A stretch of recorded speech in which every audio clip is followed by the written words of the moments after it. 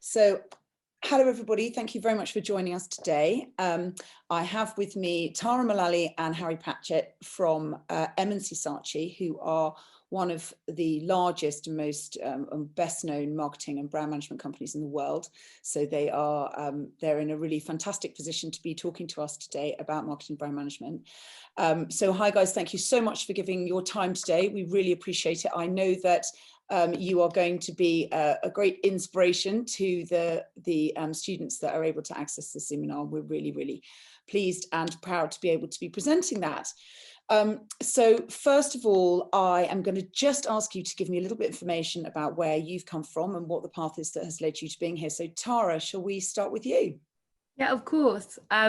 So my name is Tara. I have been at M&C Saatchi, the same as Harry, for about a year and a half.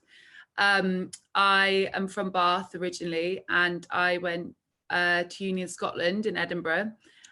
So I studied theology and religious studies, which has absolutely nothing to do with advertising, maybe from the outside.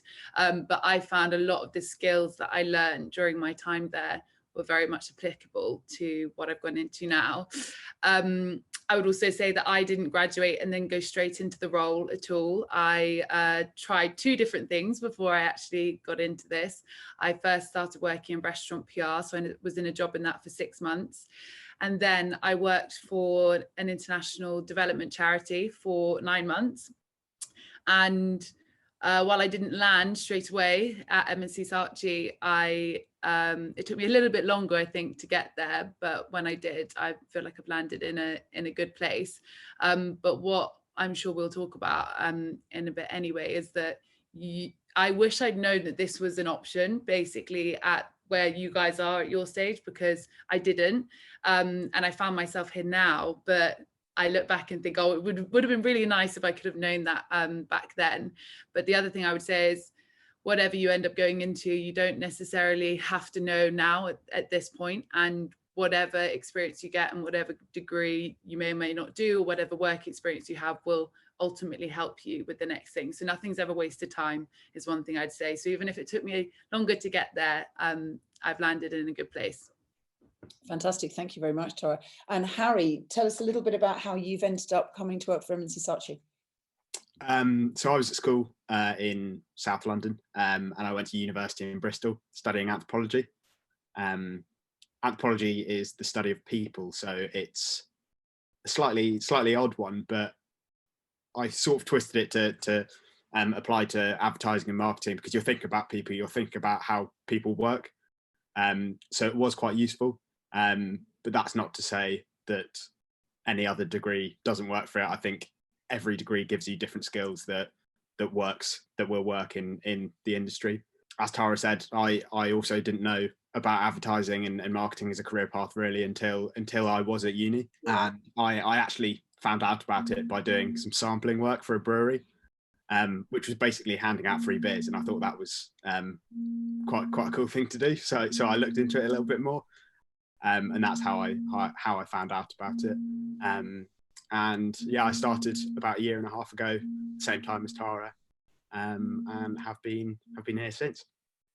Fantastic. I think what's really interesting hearing from both of you, and Tara, I wonder what your reflection on this would be, is that obviously neither of you went to university and did degrees that are typically directed towards the careers that you are taking and have started at this point. And I know what you mean, Tara, by sort of wishing that you'd been able to circumvent that.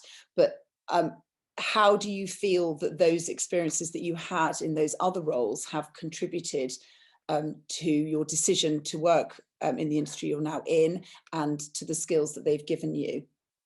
Yes, for sure. So I guess if I look firstly at my kind of learning experience and being at university, the things which studying something not necessarily to do with advertising, but to do with theology and religious studies, those transferable skills were all about communication. They were all about how you pull together an argument. So if I was set an essay, and you have your introduction, you have your 3 points, and you have your conclusion, those are all things that actually when you're pitching to a client, you would do the exact same thing. You would have your introduction, you'd have your 3 points, and then you'd have your conclusion. So it's those skills which may seem specific to what you're learning about, but actually you can change the content and the topic, and all those skills still are applicable. I would say then, in terms of the jobs I did, and I'm sure some of you may have done work experience, you may not have yet, but those skills of working with people, of presenting, of organisation, of being, well, not, if you're not able to be in a room of people at the moment, but working together as a team towards something, are always useful in anything you do. And I would say a tip which I learn is, whatever work experience you get, or any extracurricular activities or any of those things, just have a note on your phone, or just have an email somewhere saved just to yourself, where you're writing down the skills that you are learning, because they'll be so useful for when you have job interviews. They'll be so useful for your CV. And so I just collect those little things that you're learning along the way, and just almost have a list for yourself so that you can talk about them, because you will have learned more than you can know, I think. But yeah, just to answer your question, I'd say every experience you have in terms of work experience will be useful to getting you to where you want to go. And it's just about molding those skills and knowing, when you're marketing yourself and you go for an interview, what's most important to draw on. Yeah, absolutely. Oh, have we got Ben up there? Hi. Hi, Ben. Hi, Ben. Thank you so much for joining us. I'm sorry, I just got your message saying that you were struggling to get in here. So very nice to see you. Ben is also joining us from M&C Saatchi. And it's fantastic to have you with us, Ben. We're just talking about the paths that have led you all to the place that you're at this time. So actually, why don't we hand that on to you? Can you tell us a little bit about what's led you to come and work for M&Cs, and what the path is that you've taken? Yeah, sure. And sorry, I think my name is Harry. That's okay. I've joined using his link. So my name is not Harry, it's Ben. Yeah, so good question. I suppose in terms of what kind of brought me to advertising in particular, and M&C, I actually started after, so I studied a biochemistry degree at university, which was quite different from this, just because it felt right at the time, and I was quite interested in it. It ended up not being what I wanted to pursue, but it was still worth it. You know, it's still a great experience. But it wasn't what I wanted to do at the time. So I thought maybe something sort of technology related sounded quite interesting. So I started a job working in technology and cybersecurity, which was also quite different from this. And that was fun for a little bit, but I again quickly kind of realized that I was looking for maybe something that was a bit more creative, and you had the ability to sort of get your hands dirty a little bit in terms of like making things and seeing things out in the real world. Yeah, and so that eventually, after a while, led me to pursue kind of looking at marketing roles, and advertising seemed a great place to do that. And of course, M&C Saatchi is a great agency in terms of its creative output. It's been around the block a while. And it's well established, so it kind of felt like the right thing to do. A friend mentioned it to me, and I kind of went for it. And that was it. And we were just saying, all three of you have come through really different paths, and not typical paths that you would necessarily expect people to be working in marketing with. And Tara was just talking about the skills that she feels that she gained from that unusual path. Is there anything particular that you would pick up that you feel that variety of experience has brought to the table for you now? Sure, that's a good question. I sometimes think about this actually. I'm not sure, if I'm honest, because they were so different. The job that I did before this and my degree was so different from where I am now. It's hard to see the direct links, other than to say that it gave me great perspective on things, and that background knowledge in kind of maybe more kind of scientific stuff helps a lot with clients that are more kind of that way inclined, and certainly analytic, like understanding analytics and data is like, it's like really, it's going to be important in all of our careers for the next, you know, however many years. Yeah. So having a kind of a base understanding of that has been helpful throughout everything. So I'd say kind of the more broader trends that was really helpful to me. But direct skills, you kind of have to get in and learn, you know, within the industry, I think. Now, Harry, you obviously studied anthropology, and as you say, the study of people, essentially. Is there anything that you particularly feel that you pull from that experience to your professional life now? Oh, that's a good question. I think from a strategic point of view, Ben, Tara, and I all in account management. None of us work in strategy, but you still need to think strategically about how people work, and ultimately, advertising is about getting to people. If you have people to advertise to, what's the point in making anything? So, in terms of trying to think strategically about how people work, how people will perceive things, potentially when you are working with clients who are global, so are looking to make ads that work in lots of different markets, you need to have some perspective on understanding how it might be received in different markets. So I think that has helped, and that's from a looking at it strategically point of view. In terms of the skills, obviously, as Tara mentioned, putting together arguments is, you have to do it in a lot of jobs, and especially as in account management in advertising. So yeah, putting together arguments and just being able to maybe write a little bit, write quite well, and try and get your thoughts across succinctly. As far as account management is concerned, could you please give me a real layman's explanation of what your jobs actually are, what you actually do in a really practical sense? Harry, so we are the, I like to describe it as professional juggling, because you have a lot of different things on at once, and you have to work out how to prioritize and work out what you need to work on at that time. But account management is basically the area of advertising where you are managing the clients, you're chatting to them, getting feedback from them, working out what they want, as well as generally you sort of manage projects all the way through. You do have producers who focus on that, but you're sort of the guy who's there from start pitching to the end, and you have to manage everything all the way through. I'm sure Ben and Tara probably have much better explanations than me. Is there anything, Tara, that you would add to that as far as your day-to-day work is concerned? No, I think that's really good. I love the professional juggling. That's a really nice way of putting it. I would say it's different for everyone, and I know we've just gone through the layman's terms, but I think it is what you make of it, and you can definitely lean into different parts of it as well. So as an account manager, we are very much that middle person who is going between design teams, creative teams, strategic teams. But what that means is that you're getting to work with people and you can put your own input as well. So what I'd say is, even if you're working in account management, it doesn't mean that you can't dip into those other aspects of the job and producing as well. I would say personally for me, the thing which I enjoy the most is probably the client management and speaking to the client and the strategic side of it. But I would definitely say we are the people.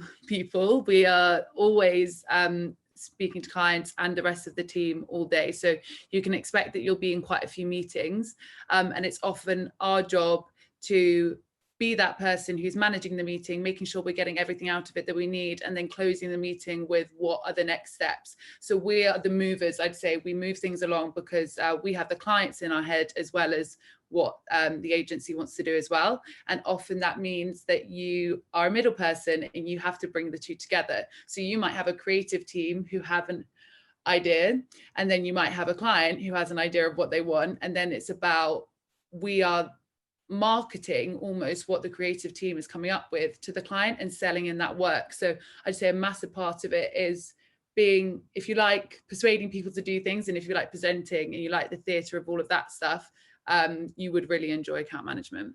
Excellent. Ben, could you please help me understand, as a layperson, give us an explanation of how a project works from when you receive your brief. Sure. Who are you receiving your brief from? How is that coming to you? And what are the processes that goes through until actual delivery of a project? Yeah, 100%. So just thinking, I guess it's a little bit flexible in the way that the process works, but broadly, they all follow a kind of a familiar structure. So and there are some areas where it changes, but I would say the simplest thing is you're going to start with a client brief, which is, a business has come to you, they want to do something, they want to say something, maybe they're not quite sure what it is, maybe they just want to increase the sales of something. But broadly speaking, they want to have some kind of behavioral outcome. They want to have a particular group of people that maybe change a way that they interact with something or change the way that they think about something. So you start with that problem, and that's the client comes to you there. At that point, you kind of take that in the agency, you make a decision as a team around, if it's the right thing to go for and to pursue. In most cases, it's yes, but it can also depend on the budget, because that's usually decided at that point as well. Maybe, often, sometimes you might say that it's not worth it. Sometimes you might say it's too good to miss out on. So depending on the budget that the clients have as well. From that point, you start to think about strategy, and then the kind of the thinking that's going to go behind what your outcome is going to be. You might present that to the clients, maybe once, maybe twice. And then after that, you kind of go into this wonderful kind of creative development phase where you and the team come up with just like loads of ideas, like more than you ever think you'd need. And you sort through them and you think about it and you take it to the clients again, and then maybe it comes back again, and lots of back and forth just until you land on what the right idea is. And once that's made and everyone's happy, you can actually make the thing. And very few bits of work get to that stage, but it's fantastic when they do. And then you can start seeing it across everywhere. So what percentage do you think of projects actually come to full production? Full production? I don't know, actually. I don't know where, but somewhere between 60% and maybe 10%, depending on when it is. How things are going. So Harry, maybe you can help me here a little bit. Could you talk me through? So Ben was talking about the team that you take it into. Who makes up that team? So there's quite a few different moving parts to the team, actually. So you've got the accounts team, which is us. Usually that'll be 2, 3, 4 people. Sometimes with really, really big accounts, they have massive teams who all do different things. We've also got the strategy team. So they're the really sort of clever people, basically. They do a lot of sort of research into the audiences that you want to be looking at, and they come up with, I'd probably describe it as the idea behind the idea. So they come up with the basis of what the crux of what the ad is going to be. Yeah. And then you have your creative teams. Creative teams generally work in pairs. You have a copywriter and an art director, but as they get more and more experience, they sort of do both. So art directors will often be very, very good at, like, a good art director will be a good copywriter, and a good copywriter will be a good art director. Yeah. So they come up with the ideas, which is actually, what is this thing going to be? Is it going to be a TV ad? What's going to happen in there? And then once you've sort of got that idea, that goes through to your producer, and often we'll use outside production teams. So the producer will be your point of contact with that production team. They'll sort of manage the budgets for production and creating that ad, and basically manage that be through the making process. And I don't think I've forgotten anyone. Any areas we feel that haven't been covered there, guys? Yeah. Everybody in. Fantastic, guys. That's really great. I think one of the things that it's really interesting to understand, for us to understand as lay people, is the breadth of different career paths within advertising. There are obviously a huge number of individuals working to achieve that. Are there any areas that you I know Tara said that she particularly likes the client-facing element. Harry, are there any areas that you particularly lean towards as the area you like being involved with? Because it sounds to me like you're a linchpin in your area. You pull the production together. Are there any areas that you feel you're closest to? I actually think how I feel about different areas changes, or sort of not necessarily maybe day to day. And I actually think that's kind of the beauty of what we do is that you get to have your fingers in so many pies, and you get to think about strategy, you get to think about creativity. So it does sort of vary for me. I guess that depends on stages of projects. So for example, when you're going into creative development and you've got your creative team coming up with all these sort of madcap ideas, that's really, really exciting, and getting involved in that is great. But then also thinking strategically about things and trying to really use your brain about things is also really, really, really cool. And it's great to be able to do sort of all sorts of different things. Fantastic. Ben, if you are heading into a client and you have had your brief or you are running a pitch, how do you go about that process of pitching to a client? That's a big question. So the pitching process is a really interesting one, and it's one that really kind of still blows my mind a bit to this day. And certainly before I joined the industry, I was very curious about it. And the idea, I guess it's obvious actually. You pitch an idea to a business, and in the hope that they kind of select you to execute that work and that project.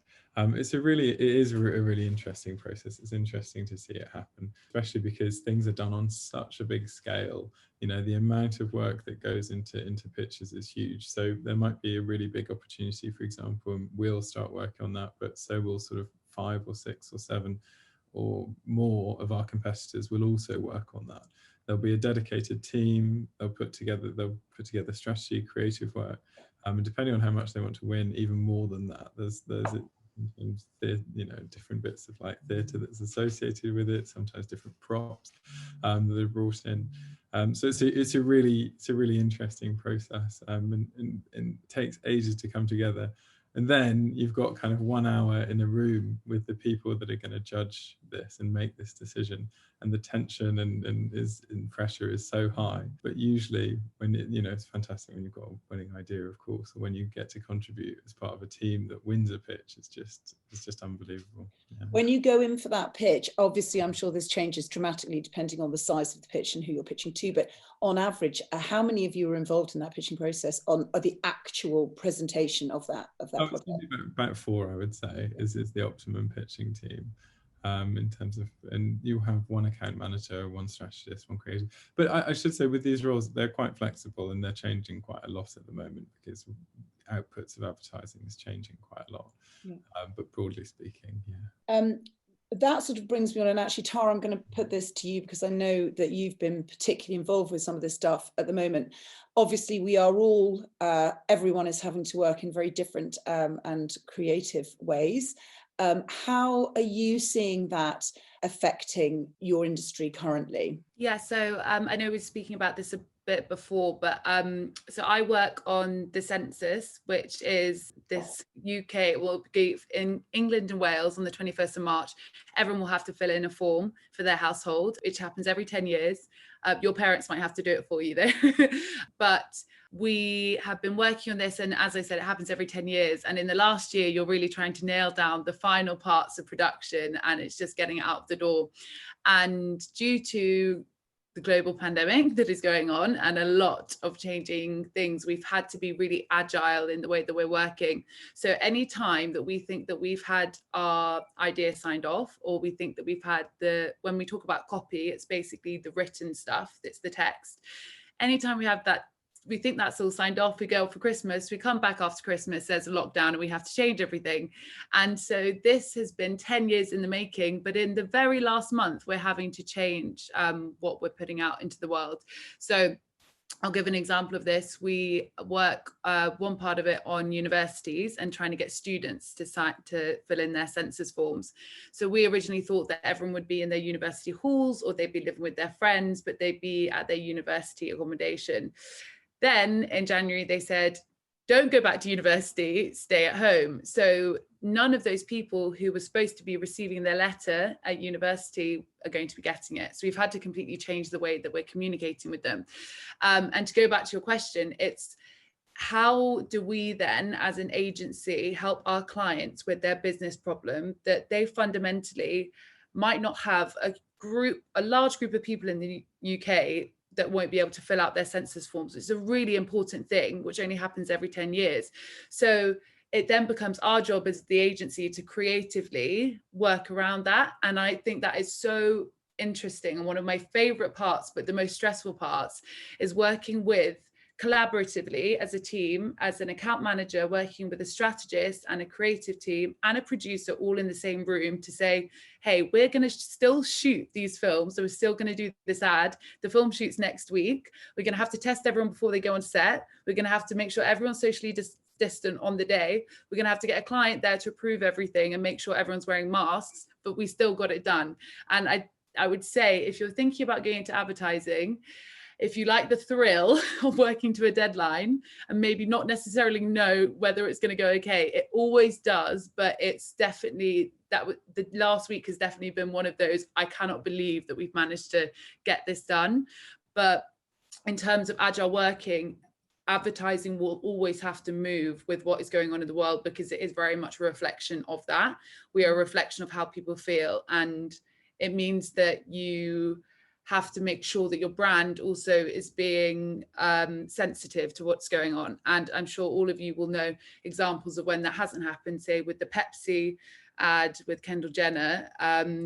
There's just certain times where a brand can step a foot wrong, and it's really our job as an agency to protect that brand and make sure that we're not kind of making those mistakes, so we're clear in our communications. Absolutely. Harry, do you see any elements of COVID working practices that you feel are going to be particularly, be retained particularly specifically for your industry, or generally? Definitely. I think in terms of flexible working, obviously that's a theme across pretty much every industry, where we're having to think a little bit more about where we're working from. And so, yeah, I think the flexible working situation will definitely be retained. We'll be working from home a lot more. I think we're likely to move to a sort of 3-2 split in the office versus at home once this is, fingers crossed, touch wood, all over. And when we were previously in 5 days a week, never really worked from home. So that will definitely be retained. I think there are obviously some difficulties in the working situation now. It's especially for us, I'd say, we love going up into the office. It's quite a cool thing when you're sort of starting out in your career, going into the office. Where our office is up in Soho, so it's a really cool place to work. So I do miss that, and it can also be a little bit more difficult to speak to people. You have to ring them rather than sort of tapping them on the shoulder when they're 10 meters away or just going up the floor. But then there's also the benefit of it encourages you to be a bit more independent, I think. And I think partly that's come because we've actually probably about 2/3 of our working life at M&C Saatchi has been during the pandemic, but we've definitely grown through being a bit more independent. Absolutely. Yeah, I mean, I can see all those things, and I think there are lots of elements of virtual working that are going to stay. And I assume for what you guys do that actually that virtual, we were already in a virtual world, but we really are in a virtual world now. And I think that that's going to be something we see more and more. Moving away from COVID and those elements, Ben, let's go to you. Can you, obviously, you're still relatively near the beginning of your career in this field. What are the career highs that you've had so far? The things that jump out at you? That's a big question. So I guess there's been a couple of things. One that really pops out to me so I'm really passionate about print advertising. Maybe it's old fashioned, I don't know. I really love poster design and graphic design. I think it's really interesting, and lots of scope for innovation still. Anyway, so probably the thing that stuck out to me the most was just having my first ad in a newspaper, which was really great to just see it physically printed and to have they always send you a copy when you place an ad, right? You always get like a free copy. So to have that sent to the office and to keep is really nice. So that was a really big high early on. and that was for a big campaign. So it was really fun to kind of just to have that out in the world. And yeah, it's a little bit, you know, newspapers maybe not now so much important, but certainly still like big billboards will be important when people are back out on the street. So yeah, that's my high. Do you think that print journalism is still on the decline? Do you think that there is a possibility for a resurgence for print journalism? Isn't that the question everyone wants to know? Well, it's definitely, I mean, in terms of the journalism aspect, no, because people trust newspapers online more than any sources on the internet, right? So they're definitely not going anywhere. Trusted news sources are probably more important now than ever before. Printed, the future of printed is interesting. In terms of seeing like where magazines, I think magazines will be at, you know, in terms of these kind of more craftful, artful, low press number kind of magazines and booklets and that kind of thing that are made locally. They often still feature advertising in order to pay for their kind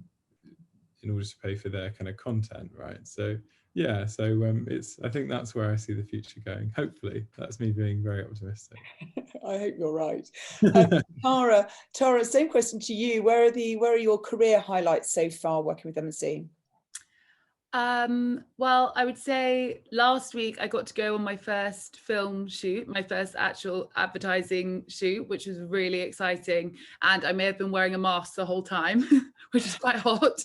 But I absolutely loved that. Like I really, really loved that. And I think when you work on a project for such a long time, been working on it since last May, have never met the clients in person and have never been able to be around the rest of the team that I've been working with, and all coming together on that one day and seeing it come to life was definitely a huge thing. I think also specifically working at M&C Saatchi, we all three of us were on the graduate scheme, so we had 6 weeks when we first started of training, and so we got to try out being in a creative team for a week, being in a strategic team for a week, and got to present every week all together. And I think that training, when I look back on it, it was such a massive highlight, and we were so lucky to have that.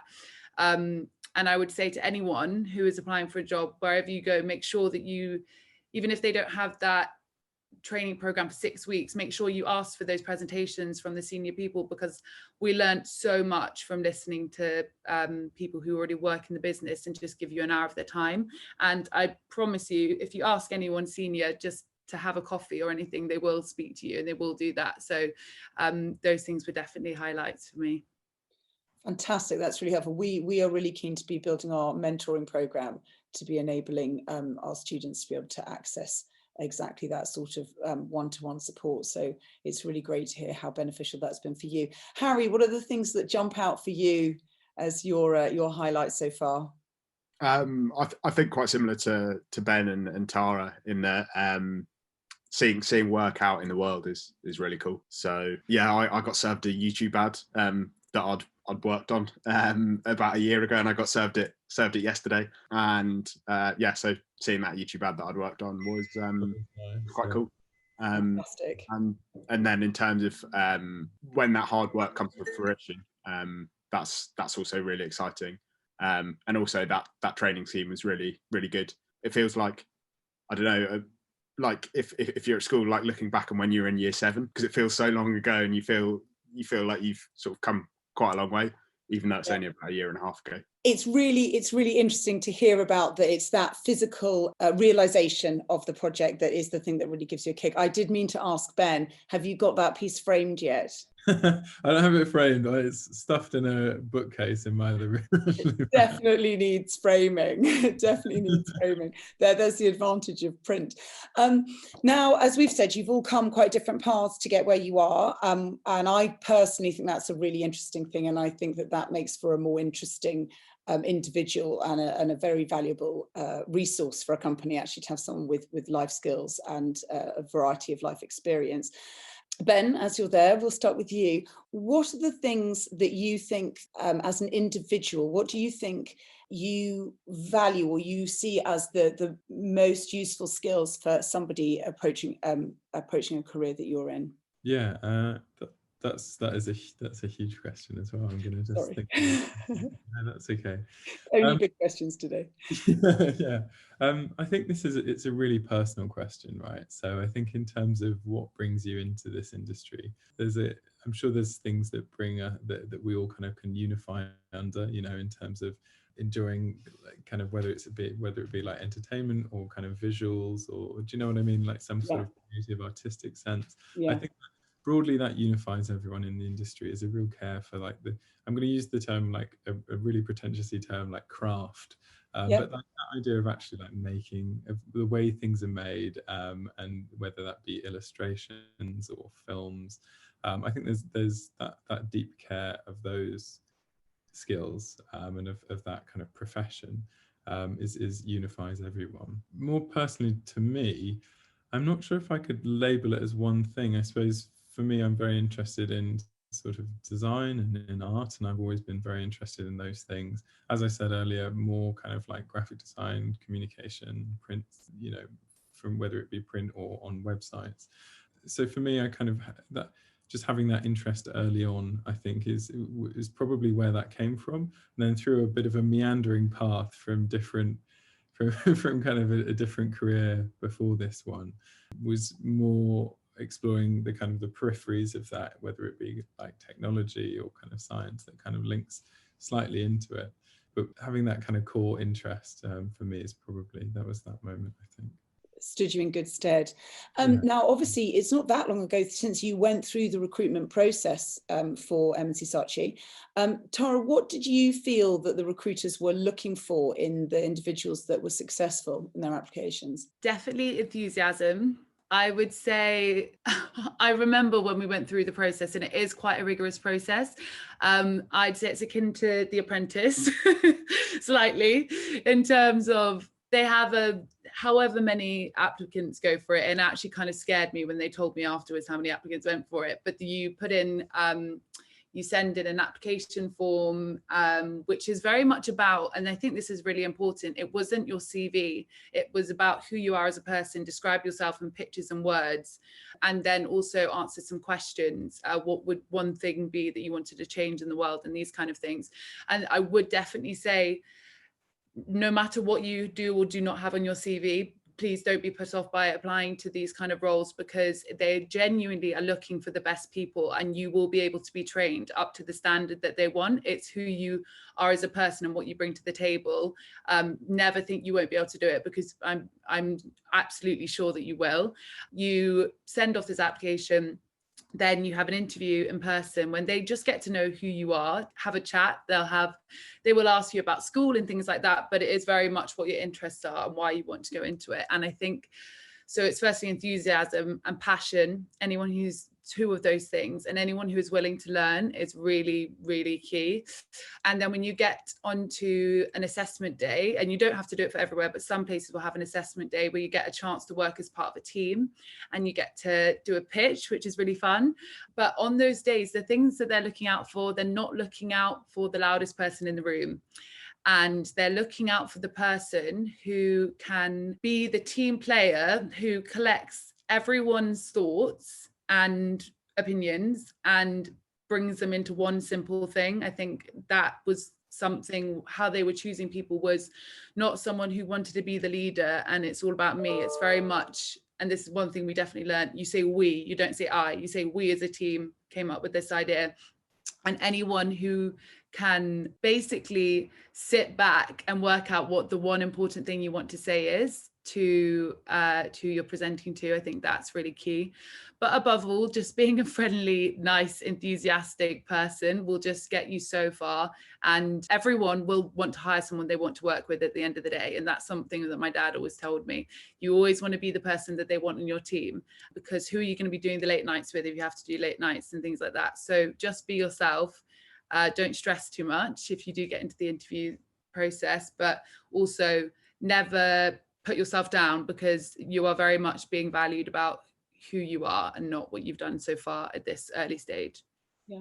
So Harry, talking about not putting yourself down, as Tara very rightly pointed out, all of you went through a very rigorous process and a demanding process with a lot of other applicants. What do you think you particularly brought to that made you stand out and got you through that door? And is there anything that you see in your co-workers and in the team that you know that have come in recent times that you see as those particular strengths that are getting them through that door? I think in terms of what, definitely something that I think runs across everyone in our department and across the company is wanting to support other people.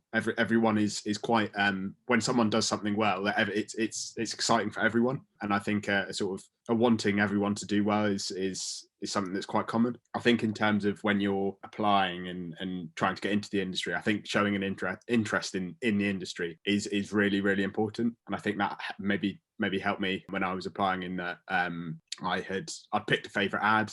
I knew why I liked it. I knew ads that maybe I didn't think were so good. And I think it's really, really important to have a sort of passion, as Tara said, and an interest in the industry. I think with it being a creative industry, you're creating work that ultimately you want to care about, and it's only going to be good work if you do care about it. And I think if you're going to care about your ads, you can also care about other people's ads. It's sort of gonna come as nature. So I think having an interest and a passion for ads is quite important. Though that sounds a bit weird, maybe not a passion for ads, but just interested in working out why you like different ads and why you don't like them. So I think having an opinion, which sounds terribly basic and simple, but actually identifying what you like, why you like it, and just as importantly, what you don't like and why you don't like that, and having clarity of your own opinion and your own thoughts, I think it sounds like it's very important. And also being a team player and being collaborative. You know, actually, as Tara very rightly points out, you're working in a collaborative industry, highly collaborative, and actually everybody's got to be aiming for that final goal. And I think, Tara, when you say they're looking for somebody who could be concise and encapsulate an idea and a concept to bring it forward, I think that's what they're looking for, is actually people who can interpret and bring together and then deliver back out again. And actually, I can see exactly why those would be skills in your industry that would be very, very valuable. Ben, I'm going to ask you another big, difficult question. And I'm going to ask everybody this. What would be your top tip for somebody, for a young person who is considering marketing and advertising, brand management as a career path? What would be the thing that you would really nail down for them? Sure. So just thinking about it, I think the point about having an opinion is a really good one, and I would say a really difficult one. I barely know what what my opinions are now. They change about every 5 minutes. So knowing how you've broader, more broader than that, knowing what you think of certain things and knowing how you feel about certain things, and basically just knowing yourself, that's a very kind of nebulous way of describing it, but it's a really difficult thing to get down. I think if you just take the time to think to yourself a little bit in terms of who you are, what really you're interested in, what really drives you, and just things that you care about, things that are really close to your heart, and things that maybe you want to be involved with in the next 5 to 10 years. It takes a while to get there, but once you kind of figure those things out, that's the starting kind of building blocks, I think, for your kind of career. And then it's easy. You can kind of see which direction makes sense to you in that moment. So I think that's a really good place to start, is to just really, really, really know how you feel about media, how you feel about culture, how you feel about issues that are currently kind of on everyone's mind. Yeah, and bring those into your work. Don't hide your personality. It's actually really important that you see as much personality as possible. So don't think don't copy templates for anything. Don't just make your CV look like what somebody has told you it should look like. Just go for it and go kind of crazy with it. I'm sure it'll work out. Fantastic. Tara, are there any specific practical things that you think are really useful for people to have done in order to have on that CV, or just as their own experience? What would you, are there any material practical things? So what would I say is a material practical thing? I think one thing that you don't necessarily have to have done before, but something I would say is a quite clever thing to do, and I definitely would recommend doing this, is wherever you're applying to, whichever business you're applying to, make sure you know a lot about the business before you go in, because you can get yourself some huge brownie points from literally going onto the website and learning a bit about them. And that's quite a strategic thing to do, is do some background research on them, do some background research on their recent work. And when you're applying, tailor your application to that company, because that will go further than you can know. And if you can just put a few points in there about the research you've done, that will definitely go a long way.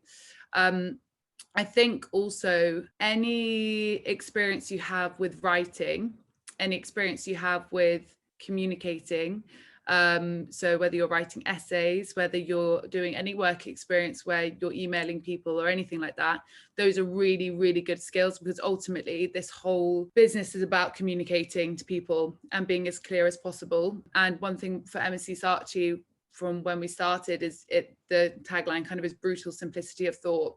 And this was a piece of advice that was also given to me by my university tutor. They said, if you can't explain what you're trying to say in a sentence, try again until you can. So it's about a material skill you can take into it, is basically just putting aside all of the kind of wishy-washy stuff and just being really clear on like one single-minded thought, and that will really help in your applications, but also when you come to the interview process as well. Fantastic. So I think that sounds to me like a tying in of both what Ben's saying, in the sense of be clear about what your thoughts are and then be able to communicate them really eruditely and with clarity. Harry, anything that you would add to that as practical or conceptual skills and talents that you feel are really helpful? In terms of sort of practical things that you can have on your CV or have on your list, and sort of experience of doing other things outside of what you'd normally do, whether that's school or your subject at university. I think extracurricular things are, I sound like someone's sort of mum or their teacher saying do extracurricular stuff, but I think it really does help in terms of you get to meet loads of new people, you get to have new perspectives on the world. And so I think that's really, really important to getting new skills, and also showing that you've got a little bit more about you. And then the other thing I'd say is, as I sort of mentioned, have an interest in things. Tara said, do your homework on the agency that you're applying for. I think that's really, really important, because I think more than anything, it shows how much you want it. So, and I think agencies and people really like to see it when people want to be part of it. It's really nice to see when someone is interested and passionate about what you do and what they want to do. Absolutely.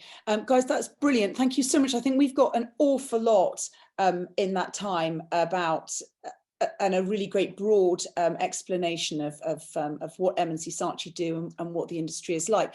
To any of our attendees out there, do you have any specific questions to the team here? Please do feel free to pop them on if you do.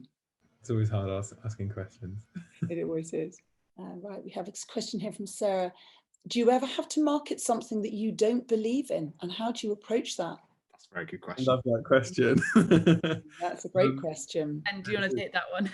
Yeah, sure, why not? This is such a great question, and it's specifically for us. M&C Saatchi is traditionally a very government-y agency.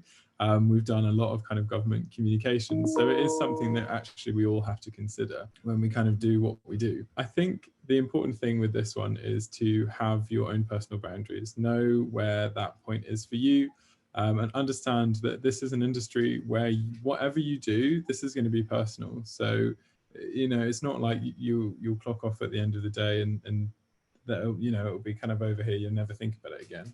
A lot of what we make is personal. You're like literally making something.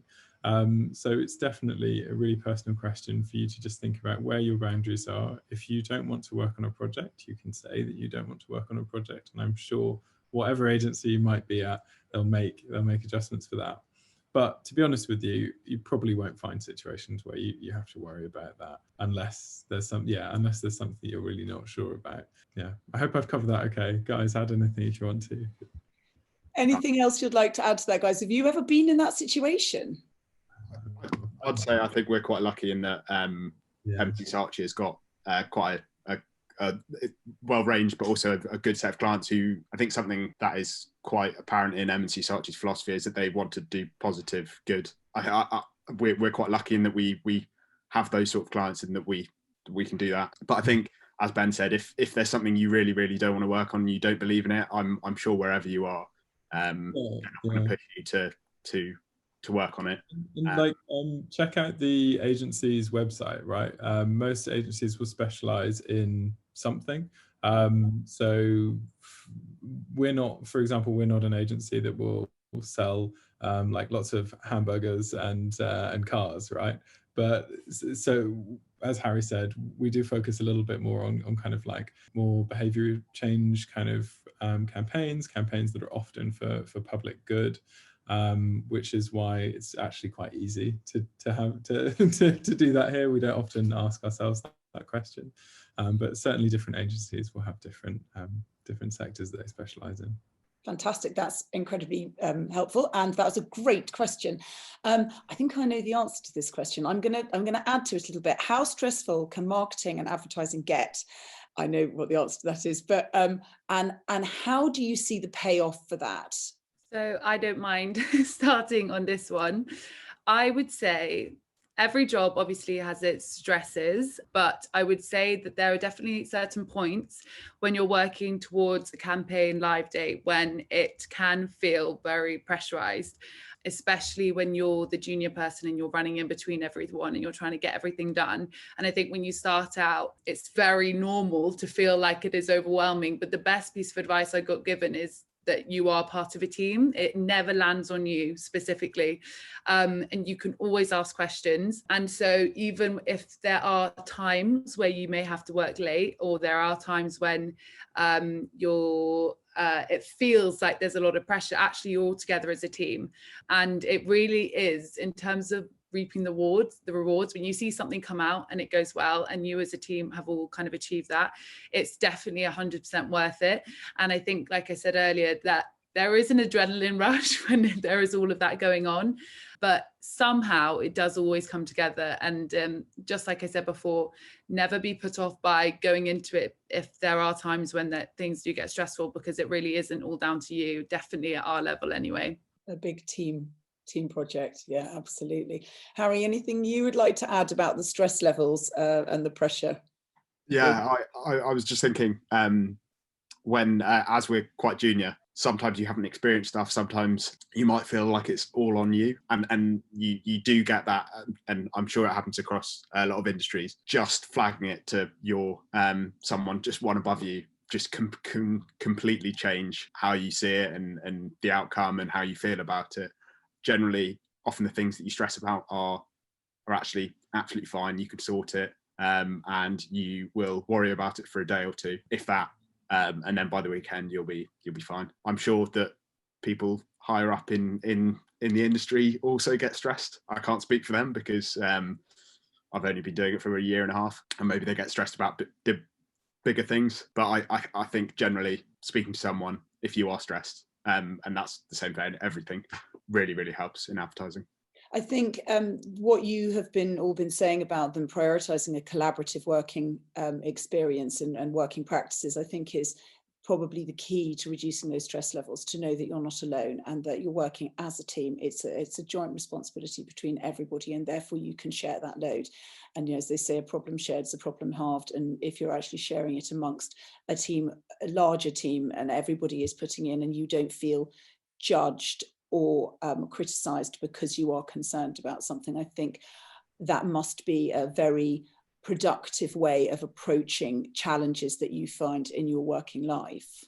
Yeah, for sure. And also the one final thing I think I'd add in terms of managing stress, which I think you can apply to every industry, is there are no silly questions. And it did take me a little while to kind of accept that, but you will never ever waste time by asking a question, and it's better to ask it earlier than later, because I mean, I've been guilty of it. When I joined, I sometimes would sit on something if I was worried about it, because I wanted to be able to figure it out myself. And actually, the reason that you're juniors in this job is because you're there to learn and you're there to be taught. And I got told all of this by an account director who's 5 years above me, who said, I ask questions all the time. So that doesn't change ever. And never doubt yourself while asking a question. It actually is a sign, I think, of someone who's really being proactive. So if you ever feel stressed, just ask the question. Excellent. Guys, I think unless we have any more questions, because we're nearly at the end of our time now. Well, I'd like to thank everyone who's joined us today for our Zoominar. Really, really appreciate your time. I know that this will be watched by lots of people in its recorded form as well, and I'm sure it will be great value. Harry, Ben, Tara, thank you so much for your time. You've been absolutely brilliant. I certainly have learned a lot about what you do, and I hope everyone else has found it equally as interesting and inspiring. Thank you very much. The best of luck with everything, and hopefully we will speak to you again soon. Take care. Brilliant. Thank you. Thanks very much. Thank you. Bye-bye.